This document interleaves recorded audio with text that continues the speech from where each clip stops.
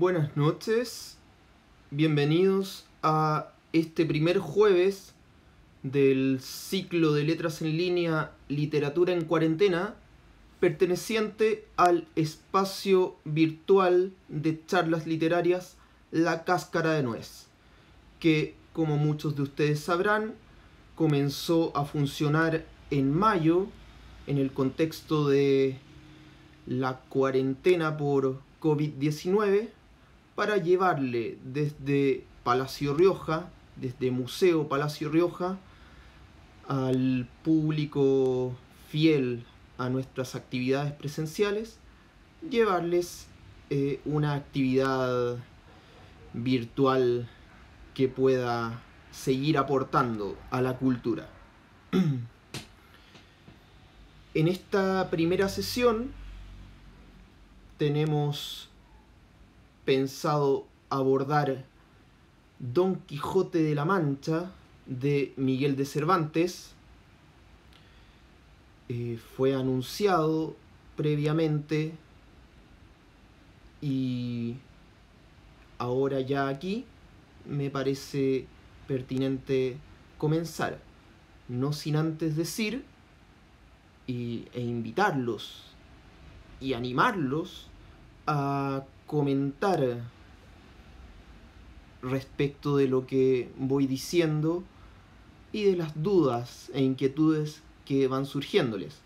Cualquier pregunta es bienvenida y será respondida con el debido respeto y ojalá con la mayor pedagogía posible. Veo que mucha gente conocida ya de las redes de los cursos que he impartido en físico y en virtual de parte en el espacio del Palacio Rioja se está conectando, así es que bien, me parece que ya somos un número pertinente como para dar inicio a la clase sobre el Quijote de Cervantes propiamente tal, titulada Miguel de Cervantes, cómo entrar al Quijote sin enloquecer. Esto es una clase introductoria, no se requiere haber leído la obra completa o haberla leído en absoluto. Como siempre suelo decir, basta con que cada cual vaya subiéndose a este tren en marcha. Empezamos. Alonso Quijano, un hidalgo cincuentón en una armadura anacrónica, en busca de las mismas aventuras que volvían famosos a los personajes de las novelas de caballería que toda su vida se encerró a leer,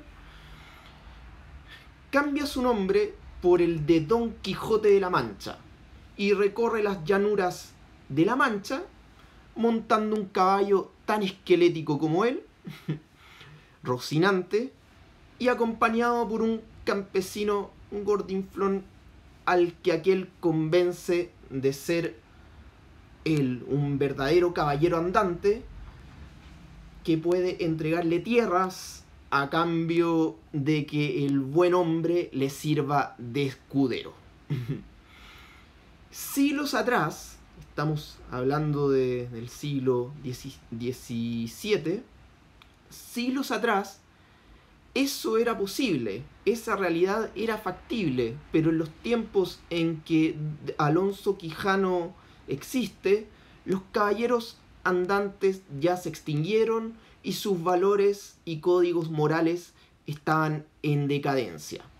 Así que el ideal de nuestro caballero manchego se vuelve un imposible, que sin embargo Don Quijote a toda costa intenta resucitar, viendo una realidad totalmente distinta a la que el resto de la gente ve, con tal de vivir aventuras caballerescas en las que para él, por ejemplo, las mujeres del comercio sexual no son tales, sino doncellas refinadas, y los molinos de viento no son tales, sino gigantes enemigos. Esto como quien pretende traer a un presente en el cual las guerras, los enfrentamientos funcionaban con pólvora, con cañones, traer una edad dorada de combates de espadas y lanzas que requerían el coraje y la experticia individuales que profesaban y demostraban los legendarios caballeros de los cuales Alonso Quijano leía: Amadís de Gaula, Tirante el Blanco, Tristán de Leonís. En esto podríamos sintetizar el motivo principal de Don Quijote de la Mancha, novela publicada en dos partes, una en 1605, titulada El ingenioso hidalgo Don Quijote de la Mancha, y otra 10 años después, en 1615, titulada Segunda parte del ingenioso caballero Don Quijote de la Mancha. Voy a referirme a Cervantes, a Miguel de Cervantes, el autor. Miguel de Cervantes nació en 1547 y entre ese año y el 1605 de la primera parte del Quijote estuvo en prisión 2 veces. Primero, de 1575 a 1580, 5 años, esto tras participar en la batalla de Lepanto, en la que los cristianos vencieron a los otomanos, luego de lo cual Cervantes y otros soldados, en su regreso a la patria, son capturados por una flota turca. Esto es interesante porque en una de las novelas, en una de las epopeyas fundacionales de la literatura occidental, la Odisea de Homero, del siglo VII a.C., Odiseo, cuando va de vuelta a su patria desde Troya, donde ha ocurrido la guerra de Troya, en que los griegos, a los cuales Odiseo pertenecía, han ganado, Odiseo también en el camino es capturado y eso le impide volver a su patria, no por 5 años, sino por 10. Es capturado por una diosa, en su caso, la diosa Calipso, que lo retiene en su isla en Ogygia. Cervantes también es capturado, solo que por los árabes. Ahí en esos 5 años de prisión, Cervantes demuestra no solo que era un hombre de acción, que yo lo había demostrado en la guerra, a la cual había querido ir voluntariamente, porque decía que era mejor morir en batalla que vivir sano, sin haber dado muestras de valentía. Pero Cervantes también en ese presidio se muestra ingenioso, como dice el título de su novela, El ingenioso hidalgo Don Quijote de la Mancha. Da muestras de ingenio porque en 4 ocasiones intenta escapar. Y son intentos bastante meticulosos, o sea que tal moro iba a enviarle una carta a este, que después tal moro iba a esperarlo en otro lugar, etcétera. Ninguno de los intentos de fuga resulta exitoso, así es que pasan los 5 años hasta que llega una expedición de frailes y libera a varios soldados, entre ellos Miguel de Cervantes. La segunda estadía en la cárcel de Cervantes fue en 1597, solo por 3 meses, ya no por 5 años. Y esto ocurre tras la quiebra del banco donde tenía sus depósitos. Él va a dar a la cárcel y ahí dentro, según sus propias palabras, según él mismo dirá, engendra el Quijote. No sabemos si con engendrar se refiere a que lo escribió, empezó a escribirlo, o a que se le ocurrió la idea. Pero en esos 3 meses de reclusión se origina la idea del Quijote. Antes de esa reclusión, dato curioso, en 1590, Cervantes había pedido un permiso para ir a trabajar a las Indias, que era como se conocía a la recientemente descubierta América. Se lo niegan y por eso, bueno, sigue en España y después va a dar a la cárcel por este otro tema. Pero imaginen si Cervantes se hubiera venido a América, quizás no habría existido el Quijote. O quizás habría existido otro Quijote mucho más exótico.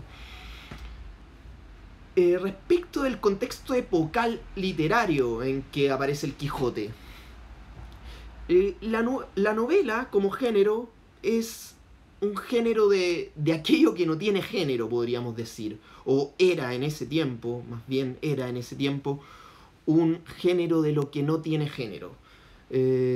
O sea, no había una naturaleza ficcional dada para la novela. Y en un tiempo, en el siglo, fines del siglo XVI, principios del XVII, en que ya no existen los poetas como Homero, que cuentan una historia como la Ilíada, que a través de héroes virtuosos y que dignos de imitar, funda el imaginario colectivo de todo un pueblo. Cervantes, con su Quijote, busca narrar hechos de un héroe desfasado, pero al cual quiere poner como representativo de su época y cuyas acciones pretende inscribir en la memoria colectiva de su pueblo. Cervantes intenta crear un libro de vida para el pueblo español, solo que a través ya no de la poesía, como era en la epopeya antigua, sino de un nuevo género, la novela, que como les decía era una especie de género de lo que no tenía género. En la novela aparecen diálogos, aparecen poemas, aparecen recursos propios de la dramaturgia. Así, el Quijote, aún tratándose de un personaje anacrónico a su época, pertenecería al ámbito del epos de la literatura clásica, de donde viene la palabra epopeya. La palabra epopeya se compone de las raíces griegas epos, que quiere decir narración o el hecho de narrar, y poien, que quiere decir crear. Por eso una epopeya se define como un poema largo que narra hechos heroicos, legendarios o históricos de un pueblo. En el Quijote aparece un narrador que se denomina homodiegético. Es un narrador que es narrador de la obra, pero también es personaje dentro de la obra. Esto y otros aspectos que vamos a ir viendo le dan al Quijote un talante de novela polifónica, con distintas voces y diversas perspectivas dentro de la obra. Algo que más tarde Fyodor Dostoyevsky tomará y que hoy sigue siendo parte recurrente de la novela contemporánea. Por ejemplo, en la segunda parte del Quijote aparecen personajes como los duques que ya leyeron la primera parte del Quijote, o sea, la primera parte que escribe Cervantes y en la que Cervantes nos narra. Estos duques en la segunda parte ya la leyeron, y reconocen a Quijote y a Sancho como personajes que forman parte de un libro ficticio, pero los reconocen en la realidad. Bueno, permiso, pero me preparé un café y siempre se me enfrían.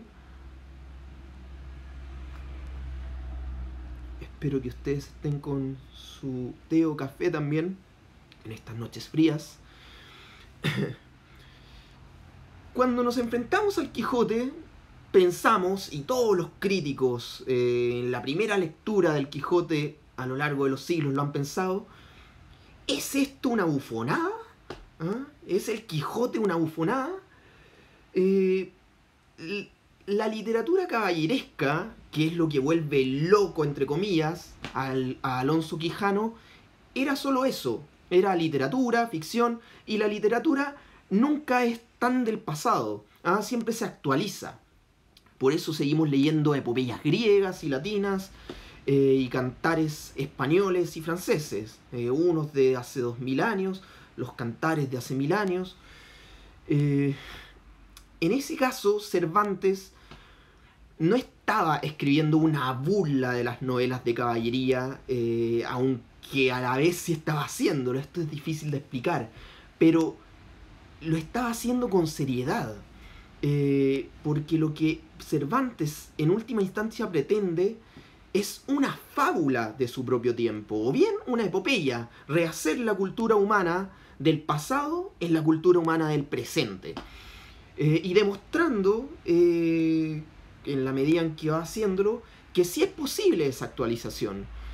Solo que, claro, lo hace con la novela, con un registro coloquial, un registro que no es altisonante, no es como la forma de hablar del Quijote, que el Quijote imita la forma de hablar de los caballeros de la Edad Media.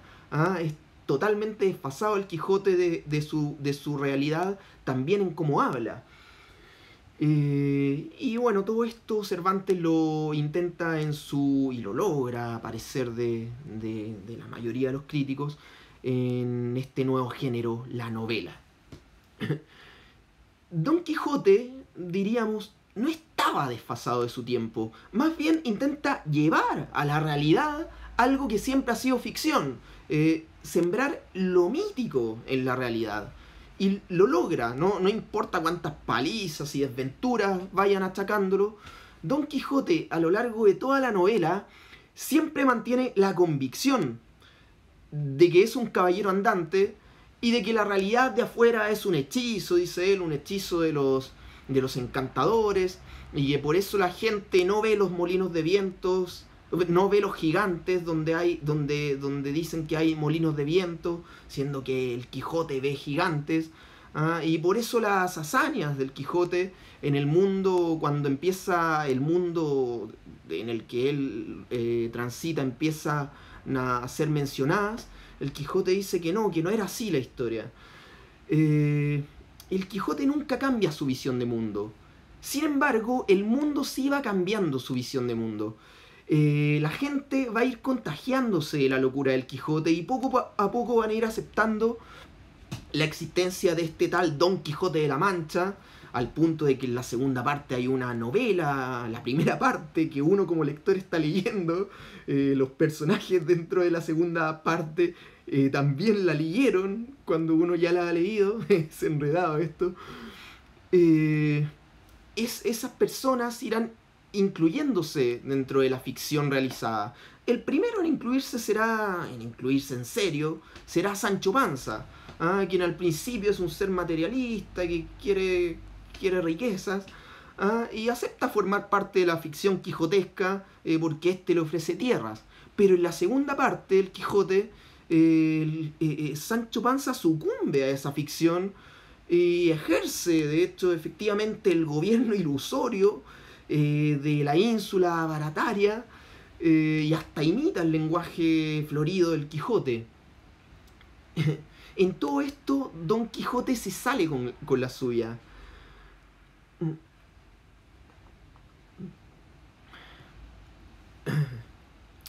Ahora, ese mundo que se entrega a formar parte de la ficción del Quijote es el que también intenta detenerlo en sus aventuras. Solo que para detenerlo primero tienen que entrar.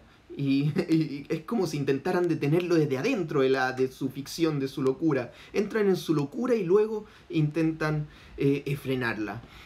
Por ejemplo, con el pretexto de curar a Alonso Quijano, el bachiller Sansón Carrasco en la segunda parte se va a disfrazar 2 veces de caballero andante y enfrentar a Don Quijote, primero como el caballero de los espejos, y después como el caballero de la Blanca Luna, siendo este último enfrentamiento en el cual el bachiller vence al Quijote y le hace prometer que, bueno, ya que te vencí,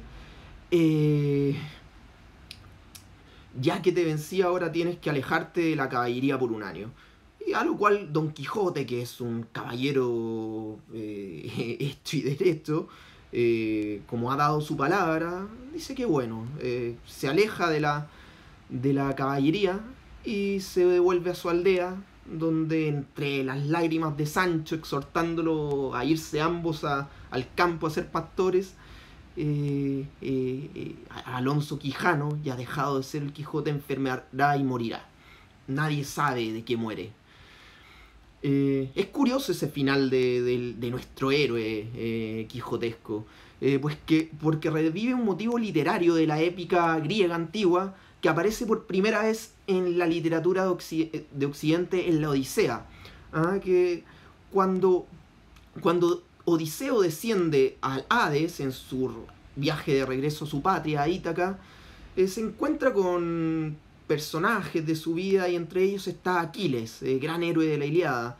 Y Odiseo le dice: oh Aquiles, príncipe reinando entre los muertos. Y Aquiles le responde: ¿sabes qué? Preferiría ser un pastor, un mendigo con poca valía, que estar reinando acá en el inframundo. Claro, el Quijote al final, Sancho lo insta a cumplir ese sueño que el mismo Quijote le había referido en algún momento. Y el mismo Quijote es, bueno, el mismo nombre con que Cervantes titula su novela, el ingenioso hidalgo Don Quijote de la Mancha. El ingenio hace alusión a las ardides de Odiseo, de este personaje de la épica griega, recordado por su ingenio, por sus... Odiseo fecundo en ardides, era su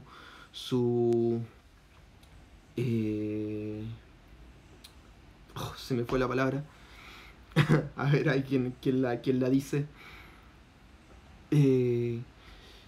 Odiseo fecundo en ardides es el Odiseo que inventa la estrategia del caballo de Troya para ingresar en la ciudad de Troya y vencer a los troyanos, y también otras estrategias que van narrándose posterior a la guerra de Troya en la Odisea, como la estrategia de cambiarse el nombre por Nadie, para que cuando el monstruo Polifemo, el cíclope, lo llame, y llame a sus amigos, alegando que alguien lo ha herido, diga: nadie me ha herido, y los cíclopes digan: si nadie te hirió, entonces ¿para qué nos llamas?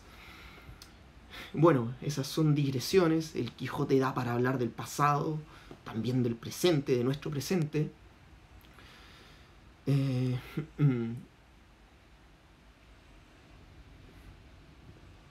Epíteto era la palabra. Epíteto es, no seudónimo, epíteto es lo que cuando se llama a Aquiles como Aquiles el de los pies ligeros, a Odiseo como Odiseo el fecundo en ardides, se denominan epítetos. Ya. Bueno, por esa convicción, Alonso Quijano es tomado por esa convicción de que las novelas de caballería pueden actualizarse. Alonso Quijano es tomado por sus amigos y la gente con que va topándose como loco, al punto de que el cura y el barbero, amigos suyos, hacen una quema inquisitorial de sus libros, de su biblioteca. Mientras que Alonso Quijano, en el primer capítulo, ya se nos dice que no hacía la distinción entre lo que esos libros de caballería contenían como ficción y lo que había en la realidad como verdad. Dice el narrador Cervantes: él se enfrascó tanto en su lectura que se le pasaban las noches leyendo de claro en claro, y los días de turbio en turbio, y así del poco dormir y del mucho leer se le secó el cerebro, de manera que vino a perder el juicio. Llenósele la fantasía de todo aquello que leía en los libros, así de encantamentos como dependencias, batallas, desafíos, heridas, requiebros, amores, tormentas y disparates imposibles. Y asentósele de tal modo en la imaginación que era verdad toda aquella máquina de aquellas soñadas invenciones que leía, que para él no había otra historia más cierta en el mundo. Y más abajo se lee: rematado ya su juicio, vino a dar en el más extraño pensamiento que jamás dio loco en el mundo. Y fue que le pareció convenible y necesario, así para el aumento de su honra como para el servicio de su república, hacerse caballero andante e irse por todo el mundo con sus armas y caballo a buscar las aventuras y a ejercitarse en todo aquello que él había leído que los caballeros andantes se ejercitaban, deshaciendo todo género de agravio y poniéndose en ocasiones y peligros donde, acabándolos, cobrase eterno nombre y fama.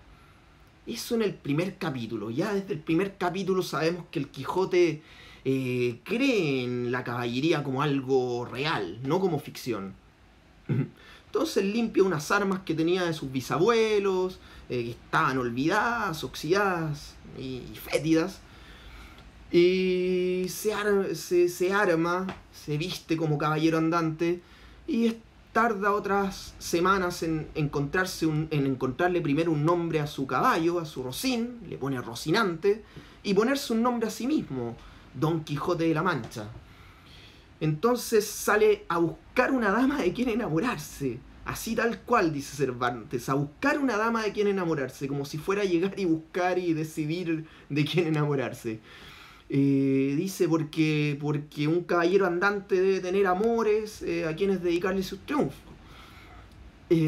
Sale a buscar esta dama, a quienes dice que va a dedicarle sus victorias frente a los gigantes, y a los cuales les mandará decir que vayan a donde su dama y se le ofrezcan en servicio, diciéndole: me venció el alabado caballero Don Quijote de la Mancha.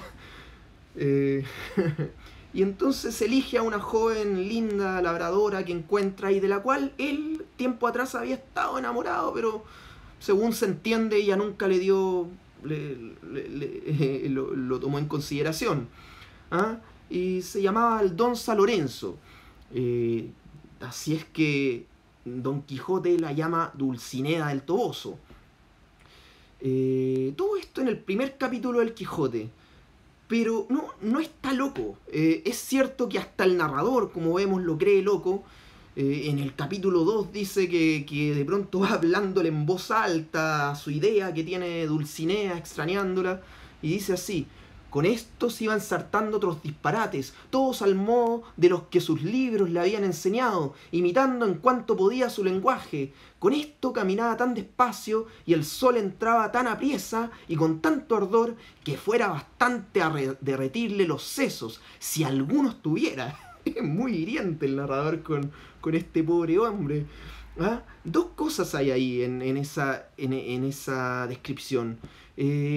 Alonso Quijano, como Don Quijote, no solo imita la forma de vestir del caballero, sino también el lenguaje grandilocuente con que hablan. Como les decía, es el lenguaje de la Edad Media, de los caballeros de la Edad Media.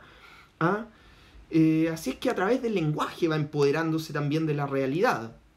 Le habla, con ese mismo lenguaje les habla a las prostitutas que se ríen de él porque no le entienden, y les dice refinadas doncellas, y ellas se largan a reír porque cómo nos llama a nosotras refinadas doncellas.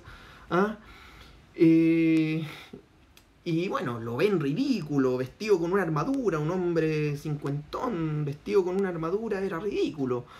Y con ese mismo lenguaje grandilocuente le pide también al dueño de una venta que, conforme a los códigos medievales en que los caballeros debían ser nombrados y antes debían velar toda la noche con sus armas, le pide a este ventero que lo nombre caballero, que lo deje pasar la noche. Y el ventero le dice: bueno, tienes que pagarme. Y Don Quijote le dice: es que los caballeros, según lo que se lee en las novelas de caballería, nunca andamos con dinero, así es que ¿cómo voy a pagarte? Y bueno, al final se dan cuenta de que este está desquiciado, y ya como para que se vaya, le permiten quedarse la noche, y al otro día arman un ritual improvisado con un lenguaje como el suyo, florido, en el cual lo nombran caballero. Y él sale ya feliz de haber sido nombrado caballero. Todos, por supuesto, están como entre risas, conteniendo la risa. El lenguaje literario tiene su origen en la ficción. Sin embargo, históricamente, aún así ha servido en el desarrollo del pensamiento filosófico y moral del mundo, y por ende opera en la cultura. Pensemos en los griegos antiguos que filosofaban a partir de Homero, o en filósofos modernos, en Martin Heidegger, que filosofa el ser a partir de la poesía de Friedrich Hölderlin. O pensemos en la psicología. Freud idea todo el psicoanálisis a partir de una tragedia griega del siglo VI a.C., Edipo Rey de Sófocles. Así es que la literatura, el lenguaje literario está presente en la cultura. Bueno, después vamos a ver al Quijote montando en Rocinante, andando buscando aventuras por la aldea. Y la primera de las cuales que se encuentra lo hace dar con unos mercaderes. Don Quijote va alabando al aire a su dama, su señora Dulcinea, y los tipos estos, como un poco burlándose de él, le dicen: muéstrame un retrato de ella para saber si es real. Y Don Quijote les dice que no, que no, que no. Le dice: bueno, si aunque sea tuerta, igual la vamos a considerar una señora, y una gran señora. Y ahí el Quijote se enfurece porque dicen que puede ser tuerta, y, y se arma un conflicto en el cual ellos acaban apaleándolo a él. Y al caballo, al pobre caballo también, a Rocinante. En esos primeros encuentros, el mundo ya empieza a participar de la ficción del Quijote. Solo que no tomándoselo en serio. Es una participación no en serio, sino como ficción, no como realidad, que era como el Quijote la tomaba. Pero el Quijote, insisto, no está loco. De hecho, un vecino labrador, después de esa... de ese abatimiento que recibe de parte de los mercaderes, lo encuentra y le dice: oiga, usted es el vecino señor Quijana, le dice. Y Don Quijote, que iba hablando en el aire, recitando versos de otras obras que eran de común conocimiento en la época, que dice Cervantes que los niños se las tomaban por reales y que los jóvenes las disfrutaban y que los adultos las seguían leyendo igual. Recitando esas cosas en el aire, este vecino le dice: señor Quijana. Y Don Quijote lo llama con el nombre de uno de los personajes de la historia que va recitando. Lo llama como Rodrigo de Narváez, que proviene de una novela pastoril titulada El Abencerraje, que trata de un moro. Y el vecino le dice: no, yo soy su vecino Pedro Alonso. Y usted no es ninguno de los caballeros que va diciendo, ninguno de los personajes. Y ahí el Quijote, acá esta es la primera y quizá única muestra de que el Quijote está lúcido, que encontramos en toda la novela. Don Quijote por primera y única vez en la novela, si mal no recuento, da cuenta de estar consciente de quién es. Porque le responde: yo sé quién soy y sé que puedo llegar a ser no solo los que he dicho, los caballeros que ha dicho, sino todos los 12 pares de Francia y aún todos los 9 de la fama, pues a todas las hazañas que ellos todos juntos y cada uno por sí hicieron, se aventajarán las mías. Ahí le dice el Quijote que él sabe quién es, él sabe que es Alonso Quijana, pero le dice que sabe quién puede llegar a ser.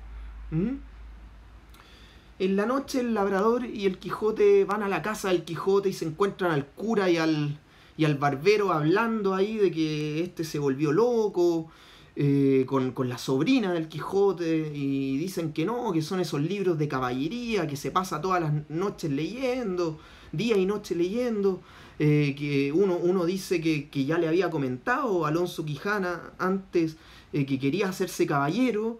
Y la sobrina le dice que a veces en algún momento agarró a cuchillazos las murallas, diciendo que eran gigantes.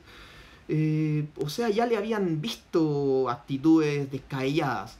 Así que deciden quemar los libros, porque dicen que hay que eliminar todo lo que es ficción y que le hace mal a los humanos.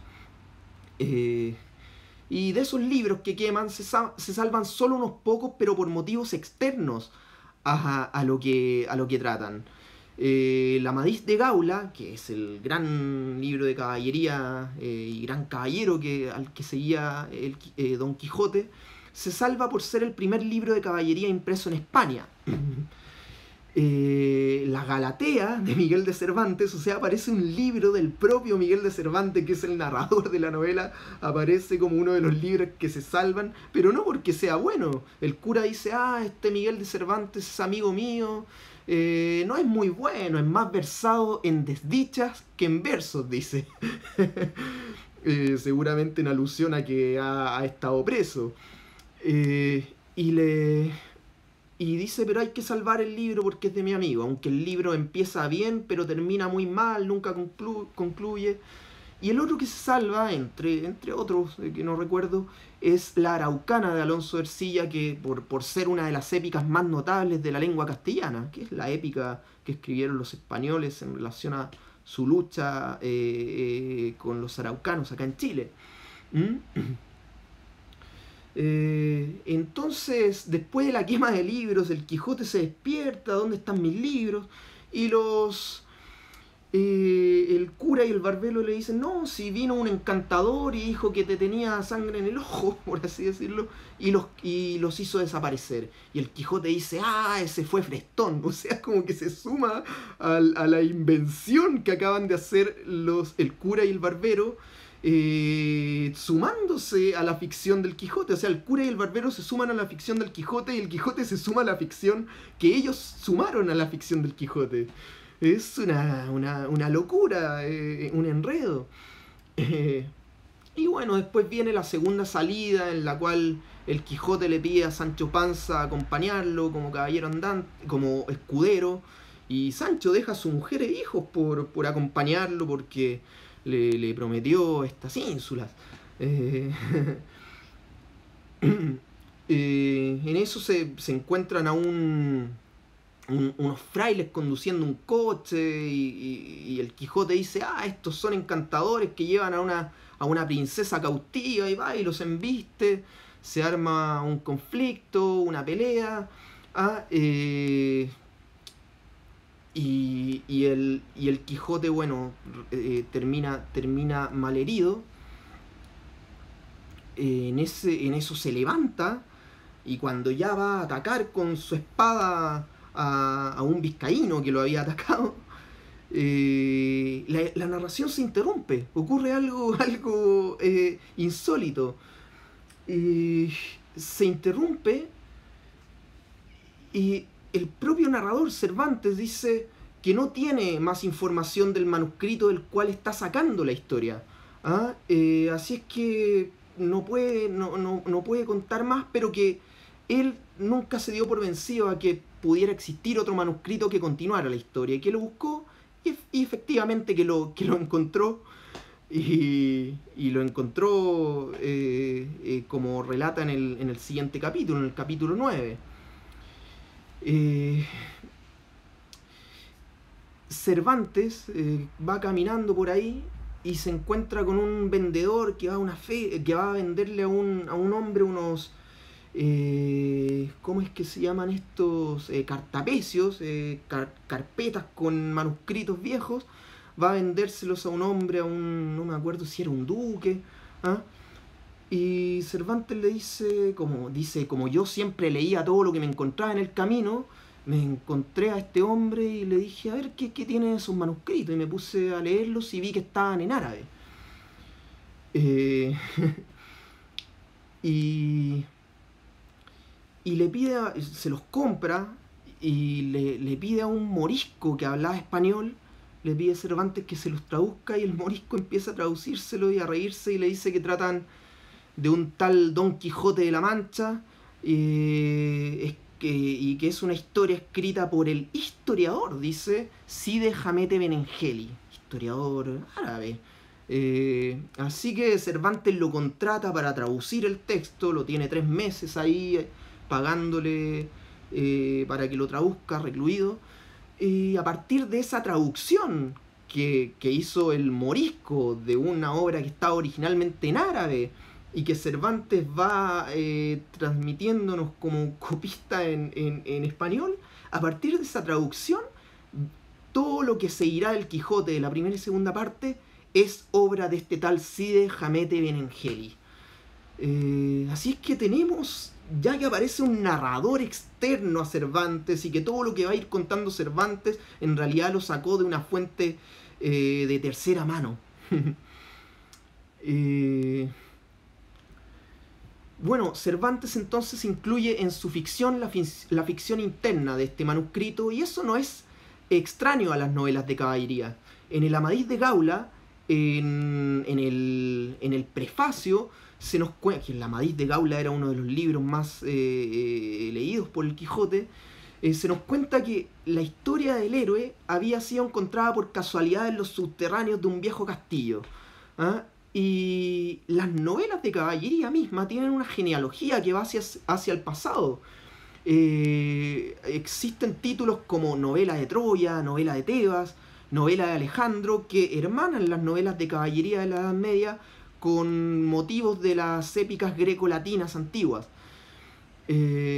Así es que bueno, el Quijote está aludiendo al pasado irremediablemente, solo que quiere actualizarlo. Hay algo relevante en el hecho de que sea un árabe, sería un árabe el autor del Quijote, si es que tomamos a este tal Cide Hamete Benengeli como el autor original de casi el 90% del Quijote, porque estamos recién más o menos en la página 100 y aparece este manuscrito. Y este árabe, bueno, Cervantes era un erudito, Cervantes conocía la literatura árabe, conocía las mil y una noches. El Quijote es un libro compuesto de muchas historias internas, de muchos libros que se mencionan en esas historias internas, de muchas perspectivas dichas por diferentes personajes. Por eso es una novela polifónica, con muchas voces. Y bueno, Borges, a todo esto, Jorge Luis Borges, en un pequeño texto entre ficcional y ensayístico titulado Un problema, así tal cual, aborda esto del posible origen árabe del Quijote. No lo voy a referir porque me extendería mucho, pero por si quieren buscar algo por ahí. Cervantes sabía de las mil y una noches. Las mil y una noches fueron historias acumuladas a lo largo de siglos, historias principalmente del Oriente, desde que, bueno, Borges dice que existían desde tiempos de Alejandro Magno, siglo III a.C., historias que fueron acumulándose en diferentes volúmenes, hasta que en el siglo XV se empiezan a completarse bajo uno solo, que son los cuentos de las mil y una noches. Que, bueno, es otro libro fenomenal, en el cual la narradora es una mujer que está esperando la muerte, pero que para librarse de la muerte se dedica a contar historias que, dejándolas a medio terminar, van haciendo que el rey Chariar, que había jurado matarla después de estar una noche con ella, le pida: no, pero sigue contándome la historia. Y así se van contando historias infinitamente. Así es que hay una cuestión árabe, propia de la literatura árabe, del cuento árabe, de lo que se conocía en tiempos de Cervantes como el cuento oriental en España, la tradición del cuento oriental en España, que venía desde la Edad Media. Hay algo operando en el Quijote y que nos permite entender por qué Cervantes querría armar esta novela polifónica.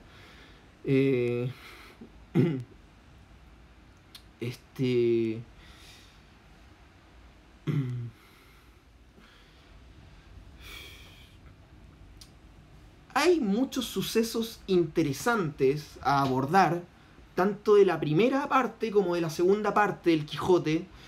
En el capítulo 11 tenemos que el Quijote da un discurso sobre la Edad Dorada, como diciendo que todos los tiempos antiguos fueron mejores, hubo mayor lealtad, valores superiores, códigos morales de conducta intachables, y que en el presente ya no los hay.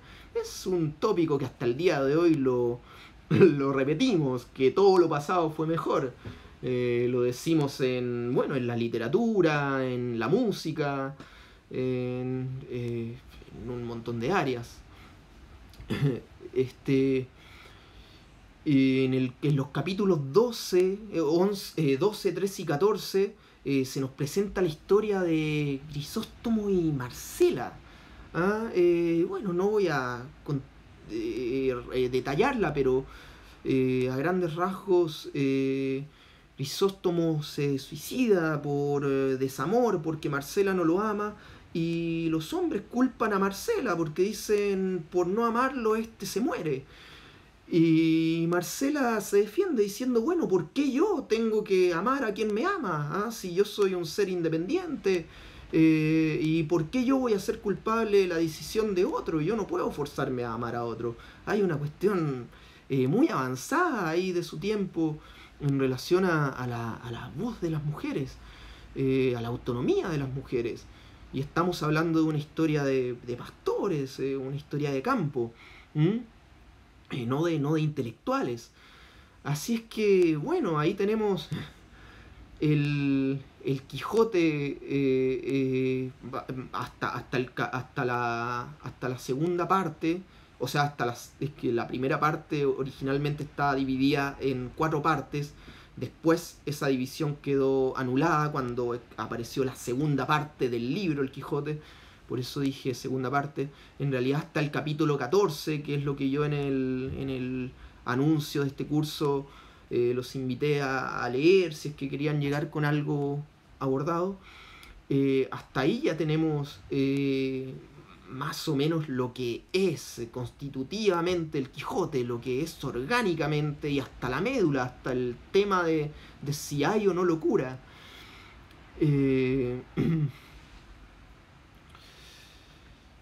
Dentro del Quijote, les decía yo, hay otras historias, pero leídas de libros, contadas por una persona, un grupo de personas. Está la historia del Quijote mismo, en la segunda parte del Quijote, cuando se habla de que hay circulando un libro titulado El ingenioso hidalgo Don Quijote de la Mancha. Hay historias dentro de las historias. Y esto nos lleva al tema de la ficción. ¿Cómo aborda Don Quijote la propia ficción dentro de su mundo, que él, podríamos decir, sabe que proviene de fuentes ficcionales, pero lo toma como real? En el capítulo 25 de la segunda parte del Quijote, tenemos que Don Quijote y Sancho asisten a la representación de una hazaña caballeresca de la tradición literaria, de la liberación de Melisendra se trata, por parte de un titiritero llamado Maese Pedro. Y lo que ocurre ahí es que el Quijote se toma la representación que está viendo como real, y cuando en un momento se exacerba y ve enemigos, sale y destruye las marionetas. Y por supuesto el titiritero se queda llorando al ver destruido su material de trabajo, y el Quijote dice, esto fue obra de los hechiceros que me hicieron ver algo que no era. Le pido disculpas y lo compensa económicamente. Pero vemos que el Quijote no acepta la ficción que existe en su mundo como ficción. No acepta que una obra de títeres sea ficción, sino que ve y va y destruye los títeres porque hay que ayudar a Melisendra. Es una locura en el buen sentido de la palabra. Es extraordinario. Pero el Quijote quiere actuar así. Entonces tenemos que Don Quijote rechaza la división que todos hacemos y que todos en su mundo hacen entre realidad y ficción. No está de acuerdo con que Maese Pedro cuente historias y que todos vayan a ver esas historias como si fueran irreales. Él dice hay que tomárselas en serio. Bueno, para ir finalizando esta exposición, hay un libro que voy a sacar este mamotreto que tengo acá del Quijote, una de las mejores y más accesibles ediciones, a juicio de muchos, de la Real Academia Española, con notas hasta el día del juicio final, para entender a la perfección el Quijote, con estudios de Martín de Riquier, de Mario Vargas Llosa. Aquí está todo por si quieren acceder a la misma. Hay librerías en Viña del Mar, Valparaíso, Concón, que cuentan con el Quijote. Las más populares, tengo entendido, son las que leo, que funcionan en estos tiempos de cuarentena con envíos. Así es que vean si pueden acceder al mismo. Hay un libro, les decía. Bueno, para la gente de Santiago, en Santiago también hay que leo. Y la gente de otras regiones también. Perdón por lo centralista, entre comillas, porque no estaba hablando de Santiago, pero sí estaba hablando de la región, de la quinta región y la región metropolitana. Hay un libro que a mí, bueno, me ha servido a lo largo de los últimos 15 años desde que lo adquirí, que es un libro del filósofo José Ortega y Gasset, titulado Meditaciones del Quijote. Es su primer libro, que trata de los temas del Quijote. Es un libro de 1914, en el cual, en una serie de ensayos filosóficos, Ortega y Gasset aborda los temas más trascendentes del Quijote y su conexión no solo con la historia de la literatura, sino además con la cultura en su totalidad. Nos muestra cómo podemos meditar con el Quijote hasta el día de hoy, y meditar actualizadamente, no desfasadamente. Esas meditaciones incluyen perspectivas sobre la accesibilidad que una obra como el Quijote nos permite hoy en día, y cómo la erudición de su autor, Miguel de Cervantes, integra una parábola iluminadora que desde su época hasta la nuestra sigue otorgándole sentido a cosas que hoy permanecen en el inconsciente colectivo del mundo hispano y también de otras lenguas. Entre los temas que aborda está, por ejemplo, hay un apartado exquisito que trata del lenguaje y los gigantes. Ortega y Gasset dice, bueno, dentro de nuestro lenguaje está la palabra gigantes, y el lenguaje sirve para representar realidades. O sea, el lenguaje, decimos coloquialmente, crea realidades. ¿Qué pasa cuando el Quijote utiliza el lenguaje en su totalidad, en su plenitud, y dice, veo gigantes? Nosotros no, es que los gigantes no existen. En realidad los gigantes sí existen en nuestra lengua, así es que ¿qué hacemos con ese índice de locura a partir de lo que se dice?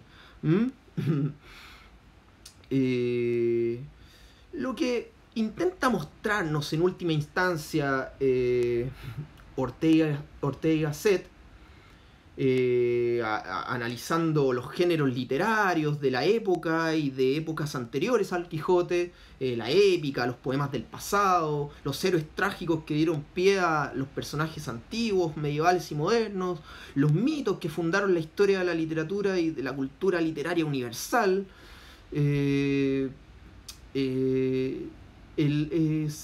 Ortega y Gasset a lo que quiere llegar es a por qué el Quijote, y esto lo aborda en uno de los últimos apartados del libro, ¿por qué el Quijote es un héroe? ¿Por qué lo consideramos un héroe si parece una total parodia de los héroes? Si su mismo tiempo en su misma época no lo consideraban un héroe, y después, bueno, empiezan a considerarlo, él empieza a ser famoso porque aparece su obra, porque la ficción empieza a formar parte de la realidad. Y hay unos fragmentos acá de la obra de José Ortega y Gasset que vale la pena señalar. Dice José Ortega y Gasset: la novela de aventuras, el cuento, la épica, son aquella manera ingenua de vivir las cosas imaginarias y significativas. La novela realista es esta segunda manera oblicua. Necesita, pues, de la primera, necesita el espejismo para hacérnoslo ver como tal, de suerte que no es solo el Quijote quien fue escrito contra los libros de caballerías y en consecuencia lleva a estos dentro, sino que el género literario novela consiste esencialmente en aquella intususcepción. Y más adelante nos refiere Ortega y Gasset cómo eran los héroes de Homero, de la épica antigua, y nos dice que a diferencia de esos héroes, nos dice así, que en el Quijote, aquí tenemos en cambio un hombre que quiere reformar la realidad, pero no es él una porción de esa realidad, no vive de ella, no es una consecuencia de ella. ¿Cómo hay modo de que lo que no es el proyecto de una aventura gobierne y componga la dura realidad? Tal vez no lo haya, pero es un hecho que existen hombres decididos a no contentarse con la realidad. Bueno, más abajo, estos hombres los llamamos héroes, porque ser héroe consiste en ser uno mismo. El Quijote, entonces, es heroico porque quiere ser el mismo. En el desgarro del ser, en el anacronismo de su situación, él quiere ser el mismo y no le importa el tiempo ni el espacio en que se encuentra. Ahí está su libertad. Habiendo pasado una vida en cautiverio voluntario leyendo ficciones, decide salir con esas ficciones que leía en su cautiverio, salir y volverlas parte de la realidad. Y lo logra, como hemos visto. De hecho, como decía en el capítulo 1 Cervantes, él asume un deber justiciero de mejorar el mundo. Bueno, quiere lograr renombre, sí, pero también realizar acciones para su república, dice. Así es que tenemos a alguien que ve el mundo como quiere verlo e incluso en el final, cuando el caballero de la Blanca Luna lo insta a abandonar la caballería, no sabemos si abandona esa visión de mundo.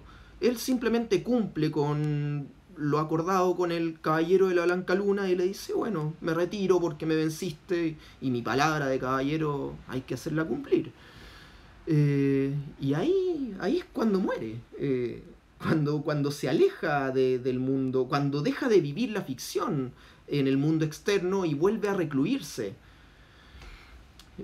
El filósofo Arthur Schopenhauer, en su monumental obra El mundo como voluntad y representación, en una parte dice que realmente no existe un sol ni una tierra, sino un ojo que ve el sol y una mano que siente el contacto con la tierra.